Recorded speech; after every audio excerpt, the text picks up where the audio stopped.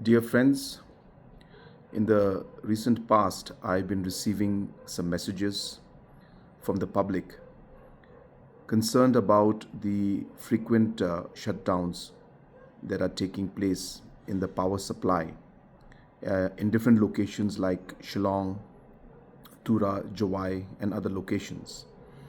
And people are concerned why this kind of load shedding is taking place. I wanted to clarify to the people that this is not a load shedding.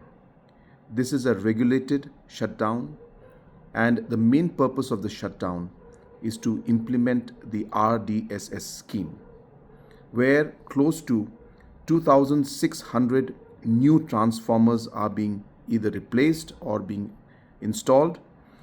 3,800 kilometers of old wires are being replaced. 4,300 kilometers of new lines are being laid. This is a 900 crore project and implementation is going on. And for that to happen, the shutdown is necessary. We are ensuring that we minimize it, and we're also ensuring that we communicate to the people. But there is a communication gap where the message is not going to the grassroots.